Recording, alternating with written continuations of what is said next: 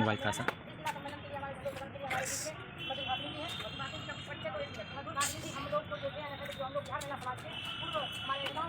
बिहार महिला समाज द्वारा आयोजित 10वां जिला सम्मेलन आज बेगूसराय के जीडी कॉलेज के दिनकर भवन में संपन्न हुआ। इस सम्मेलन में सैकड़ों की संख्या में महिलाएं उपस्थित थी, जो समाज के विभिन्न क्षेत्रों से जुड़ी हुई थी। सम्मेलन की विशेष रूप से उषा सहनी, मधुरवासिनी, समाज, ललिता देवी, बिमला देवी जैसे प्रमुख समाजसेवी और महिला अधिकारों के पक्षधर उपस्थित रहे। इस महिलाओं के समाज में महिलाओं की स्थिति को बेहतर बनाने, उनके अधिकारों के प्रति जागरूकता फैलाने और उनके समग्र विकास की दिशा में अपने विचार साझा किए। सम्मेलन में विभिन्न सत्रों का आयोजन किया गया। इसमें महिला सशक्तिकरण, शिक्षा, स्वास्थ्य और रोजगार के मुद्दों पर चर्चा की गई। आयोजन का मानना है कि ऐसे सम्मेलन महिलाओं को एक मंच पर लाकर उनके विचारों को साझा करने और समाज में बदलाव लाने की दिशा में अहम कदम हो सकती है। इस कार्यक्रम में महिला समाज के नेतृत्वकर्ताओं ने एकजुट होकर समाज में महिलाओं के अधिकारों की रक्षा और समानता की दिशा में कड़े कदम का उठाने की बात कही। इस अवसर पर महिलाओं के लिए विभिन्न जागरूकता कार्यक्रम, वर्कशॉप और सांस्कृतिक प्रस्तुति भी आयोजित की गई।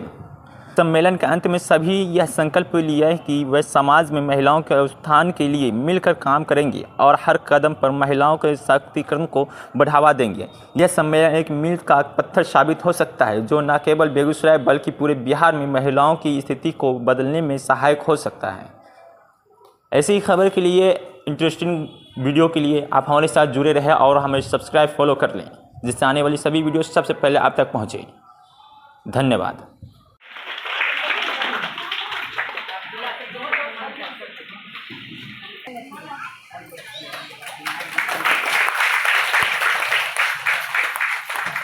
हमारे बेगूसराय में 10वां जिला सम्मेलन बेगूसराय इकाई आज हम लोग किए हैं। इसलिए हम लोग किए हैं कि आज हम लोग गांव-गांव एक कमेटी बना के महिलाओं को जागरूक करने के लिए और महिलाओं को संगठन मजबूत करने के लिए हम लोग ये सम्मेलन किए हैं। और सम्मेलन का मेरा मुख्य एजेंडा है और मुख्य मुद्दा है कि महिलाओं को सशक्त करने के लिए, महिलाओं को जो सरकार जो ढोंग पीट रही है कि महिलाओं को हमने महिलाओं के नाम पर इतनी योजना दे रहे हैं, इतने लाभ दे रहे हैं, लेकिन महिलाओं अभी भी योजनाओं से वंचित है।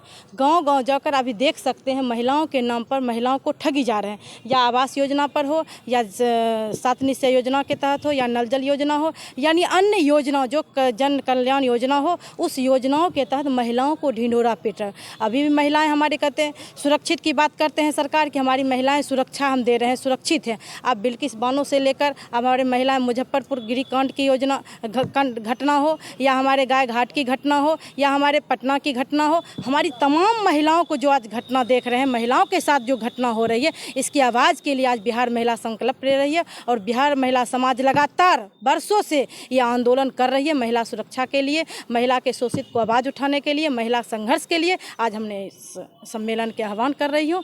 इसलिए मेरा नाम ललिता कुमारी, बिहार महिला समाज जिला सचिव। इस बेगूसराय के ज़िला से हम लोग संकल्प लेकर के जा रहे हैं। आज यहाँ 10वां जिला सम्मेलन है और 16-17 नवंबर को मधुबनी में राज्य सम्मेलन बिहार महिला का होने जा रहा है।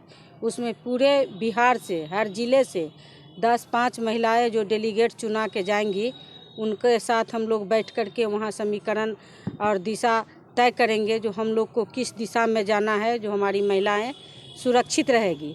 हम लोग आज ये संकल्प लेके बेगूसराय से जाएंगे, जो हमारी जो सरकार ढोंग पीट रही है, बेटी बचाओ और बेटी पढ़ाओ, बेटी के साथ जो लगातार अत्याचार हो रही है, वो घर से लेकर के सड़क से लेकर संसद तक, उसके लिए हम लोग संकल्पित हो रहे हैं। जो हमारी महिलाएं सुरक्षित कैसे रहेगी, इसके लिए हम आज पूरे बिहार में सम्मेलन जिला का करके और राज्य सम्मेलन करने जा रहे हैं। हमारी सरकार कह रही है जो हम महिलाओं को आरक्षण दिए हैं, लेकिन आरक्षण के नाम पर महिलाओं को शोषण हो रही है, बेटी के साथ बलात्कार हो रही है और बलात्कारी को माला पहना करके सम्मानित किया जाता है। जो हमारे यहाँ बीजेपी का सरकार है, एक तरफ महिला को बलात्कारी जो छूट करके बाहर आया, उसको माला पहना करके सम्मानित किया। इससे बड़ा अत्याचारी सरकार कौन होगा, जो कहता है जो बेटी बचाओ बेटी पढ़ाओ, और बेटी का बलात्कारी को माला पहना करके सम्मानित करता है। ब्रजेश कुमार आप ही के यहाँ के थे, मंजू वर्मा आप ही के बाल सुधार गृह के मंत्री थे, उनके समय में मुजफ्फरपुर बाल सुधार गृह में लड़कियों के साथ बलात्कार करवाया जाता था। ठेकेदार के यहाँ जा कर के उसको यौन शोषण करवाया जाता था। वो अपने चमकने का काम करते थे, ठेकेदारी करते थे, अब महिलाओं को, बेटियों को स्तंभ लुटवाने का काम करते थे। ये सब लड़ाई बिहार महिला समाज लड़ती है। अभी मुजफ्फरपुर का घटना आप देख लिए, शेल्टर होम का आप देखिए, जो कलकत्ता में डॉक्टर लड़की के साथ कितना बड़ा अत्याचार हुआ। पहले तो बलात्कार करके लोग छोड़ देता था, अब बलात्कार करके उसको मार देता है, साक्ष्य मिटा देता है, ताकि साक्ष्य रहेगा ही नहीं जो हमसे कोई लड़ाई लड़ेगा। अज्ञात करके एफआईआर होता है, थाना को बेनिफिट हो जाता है, थाना कुछ नहीं कर पाता है। इसलिए हम लोग 33% आरक्षण की मांग करते हैं, जो बिहार में विधानसभा में और लोकसभा में हमारी 50% आरक्षण हो, ताकि हम लोग जो महिलाएं के साथ अत्याचार होती है उसका आवाज़ हम लोग ईमानदारी से संसद में और विधानसभा में उठाएंगे। इसकी हम लोग आज संकल्प यहाँ से लेके जाएंगे। जो हम लोग अपनी जो हमारी अधिकार है, उस अधिकार से जो मुझे वंचित किया जाता है, सो हम लोग अपना अधिकार कैसे लेंगे। कोमल हूँ, कमज़ोर नहीं, शक्ति का नाम नारी है, सीता जैसी अग्नि परीक्षा आज भी जग में जारी है। हमारी जो सरकार है वो भी आज भी अग्नि परीक्षा महिलाओं को ले रहे हैं। हम लोग एकदम संकल्पित होकर के यहाँ से जाएंगे। जो सरकार को जैसे हो हम लोग आंदोलन करके उनको झुका करके अपनी अधिकार लेने का काम करेंगे। मैं राजश्री किरण, बिहार महिला समाज के महासचिव। सरकार ने हमेशा महिलाओं को ठगने का काम किया है। इस बात से, ये बात कहते हुए मुझे कोई परहेज़ नहीं और कोई गुरेज नहीं है। मैं खुले तौर पर कहती हूँ कि जहाँ एक तरफ सरकार बेटी पढ़ाओ बेटी बचाओ के नारे लगाती है, वहीं दूसरी तरफ जब बेटियाँ पढ़ने जाती हैं और उनके साथ रेप जैसी घटना घटती है, तो अपराधियों के खिलाफ वो लोग कोई कार्रवाई ना करते हुए उल्टे उनको संरक्षण देने का काम करते हैं। अभी वर्तमान जो स्थिति बनी हुई है, मैं खुले तौर पर कहना चाहूँगी भाजपा के शासन में कि जो जितने भी बलात्कारी हैं उनके खिलाफ कोई कार्रवाई ना करके उल्टा चुनाव में उनके समर्थन में आकर ये मोदी सरकार उनका प्रचार करती है और उनको जिताने का काम करती है। इससे हम महिलाएं कहाँ सुरक्षित हो पाएंगे और क्या हम समझें इस सरकार से हम क्या उम्मीद कर सकते हैं कि ये हमारे शिक्षा, सुरक्षा और सम्मान के लिए कुछ करेगा। तो सीधे तौर पर कहना चाहूँगी कि मेरी ये कोशिश रहेगी और मैं तमाम महिलाओं से ये आग्रह करती हूँ कि एकजुट होकर अपने शिक्षा, सुरक्षा और सम्मान की लड़ाई को लड़ने के लिए मजबूती के साथ खड़े हों और ज़्यादा से ज़्यादा बिहार महिला समाज से जुड़े। और अब तक हम लोग लड़ते आए हैं और जीतते आए हैं। आगे भी हमारी लड़ाई अपने अधिकार के प्रति जारी रहेगी, लड़ेंगे, जीतेंगे। ये बेगूसराय में बिहार महिला समाज का 10वां जिला सम्मेलन है, जो कि जीडी कॉलेज में हो रहा है। इस तरह आपने बात करी बीजेपी तो काम कर रही है महिलाओं को लेकर। बीजेपी मात्र झुनझुना दिखाने का काम कर रही है और कुछ नहीं। और महिलाएं मूर्ख नहीं हैं, उन्हें भी समझ में आ रहा है कि जिस तरह से बीजेपी का ये अभी सांसद गिरिराज सिंह है, जीत जाने के बाद वो फरार होकर घूम रहे हैं। बाढ़ में पीड़ित हो रहे परिवार, बाढ़ में डूबकर मरने और भूखे मरने पर मजबूर जो परिवार थे, उनको देखने के लिए यहाँ के जो जीते हुए प्रतिनिधि हैं वो पलटकर नहीं आए। तो महिलाएं इस बात से अवगत हो चुकी हैं कि बीजेपी उनके लिए क्या कर रही है और आगे क्या करेंगे।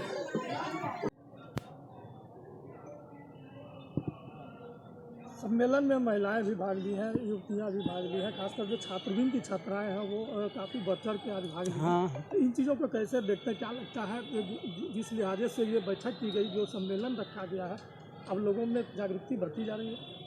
हम लोग महिला संगठन आज से नहीं चला रहे हैं, बहुत पहले से महिला संगठन बेगूसराय के अंदर है या देश के पैमाने पर भारतीय महिला फेडरेशन जिसका है बेगूसराय जिला भी। तो इसकी लड़ाई हम शुरू से लड़ रहे हैं कि लड़कियों को आगे बढ़ाइए, महिलाओं को आगे बढ़ाइए। जब तक महिला आगे नहीं बढ़ेगी, हमारी बेटियां आगे नहीं बढ़ेगी, तो देश भी आगे नहीं बढ़ेगा। जहां महिलाओं के अधिकार से वंचित रहे, क्या देश आगे बढ़ सकता है? नहीं बढ़ सकता है। महिलाओं पर इतना अपराधीकरण हो रहा है, महिलाओं को बलात्कार हो रहा है, देश के अंदर बड़े बड़े घटनाएँ हो रही हैं। मेरा जिला भी नहीं वंचित है, चाहे कोई भी स्टेट वंचित नहीं है। इसलिए हमारी मांग है सरकार इस पर रोक लगाए। सरकार कहती कि मैं महिलाओं को आगे बढ़ा रहा हूँ, लेकिन जितने बड़े बड़े जो घटनाएं घटी हैं उसमें सरकारी पक्ष के ही लोग मिलते हैं, उसके नेता मिलते हैं, तो इसको कौन रोकेगा। इसकी लड़ाई हम लड़ रहे हैं। हम शाखा से लेके देश के अंदर के संगठन बना के इसकी लड़ाई आज से नहीं लड़े हैं, बरसों बरसों लड़ाई लड़े हैं और लड़ते रहे हैं। और लड़कियों को आगे बढ़ाने के लिए सरकार को लड़कियों को सुविधा मिलनी चाहिए, तब लड़कियां आगे बढ़ सकती है। गांव के सक्षम लोग नहीं हैं जो अपनी बेटी को पढ़ा सकते हैं, लेकिन उसके लिए क्या सुविधा सरकार दे रही, कहने से कुछ नहीं होता है, लेकिन उसको सरकार को लागू करना पड़ेगा। कानून बना हुआ है, कोई कानून लागू नहीं होता है। इतनी दहेज प्रथा होती है, लड़कियां प्रताड़ित होती हैं। बेटी क्यों पहाड़ है, माँ बाप कहते हैं कि बेटी हुई है, क्यों है। दहेज प्रथा जब तक बंद नहीं होगा समाज में उसका यही शोषण होते ही रहेगा। घर से शोषण होता है कि हमारी बेटी हुई है, हम कैसे उसके शादी करें। सबसे बड़ा जुल्म दहेज है इस देश के अंदर, उसको कैसे रोका जाए, ये हमारी प्राथमिकता है। और हम आगे बढ़ते हैं, समाज के बीच जाते हैं, लड़ाई लड़ते हैं, धरना प्रदर्शन देते हैं, लेकिन सरकार सुने तो इसके बारे में सुनती नहीं है। तो सरकार जो हम बनाते हैं अपने बहुमूल्य वोटों से, तो क्यों बनाते हैं, इसलिए कि सरकार बनेगी, हमारी सुविधा देगी, हम हमारे बच्चे को सुविधा देंगी, हमारी रोज़गार मिलेगी महिलाओं को, महिलाएं आगे बढ़ेगी, बेरोज़गारी नहीं मिटेगा, महिलाएं घर में बंद रहेगी। तो घर में क्या होता है, तुम घर में बैठ के खाने वाली हो। काम तब की महिलाएं करती हैं, लेकिन उस काम का महत्व नहीं है। इसलिए सरकार का दायित्व होता है कि महिलाओं को काम दे, सरकार उसको आगे बढ़ाए। यही हमारा मांग है। हम लड़ाई लड़ते आए हैं और लड़ते रहेंगे। सरकार को झुकाना है, चाहे सरकार किस तरह झुके। लड़कियां आगे बढ़ रही है, जहां मौका मिला है वहां लड़कियां आगे बढ़ के IAS बनती है, डॉक्टर बनती है, इंजीनियर बनती है। लेकिन हमारे ग्रामीण क्षेत्र में जो लड़कियां हैं जिसको शिक्षा नहीं मिलता है, वो अवसर कब मिलेगा। इस स्वतंत्र भारत में कब मिलेगा ये अधिकार। इसलिए हम इसकी लड़ाई लड़ते हैं और आगे बढ़ते हैं। और हमारे जो आज हमारी राज्य मंत्री आई हैं, हम तो पुराने हैं इस जिले के, महिला संगठन चलाने वाली। अब मैं तो बहुत कम रहती हूँ, ये तो मेरा दोस्त ही समझिए। मैं चाहती भी हूँ कि करूँ, लेकिन कर नहीं पाती हूँ। लेकिन मैं भी संघर्ष में साथ हूँ। हमारी आधी जनसंख्या हमारे वोट से सरकार बनती है। ये 5 किलो गेहूँ दे के महिलाओं जो अशिक्षित है वो वोट गिरा देती है। क्यों, इसलिए 5 किलो गेहूँ, अरे गेहूँ महिलाएं सबको समझना पड़ेगा। समझाते हैं कि 5 किलो गेहूँ नहीं है, महंगाई बढ़ के तुम्हारे देश को लूट रहा है, तुम्हारे इज्जत के साथ खिलवाड़ हो रहा है। ये इसको कैसे रोकोगी, महिलाओं को समझाते हैं संगठन के द्वारा। और गांव-गांव हम लोग जाते हैं, महिलाओं को समझाते हैं कि आगे बढ़ो। जब तक आगे नहीं बढ़ोगी कुछ नहीं होगा। कानून कागज के पन्ने पर पड़ा रहेगा, ये कानून लागू नहीं होगा। इसलिए कानून कैसे लागू हो, इसलिए हम संगठन बना के लड़ते आए हैं और लड़ते रहेंगे। मधुभाषिनी शर्मा।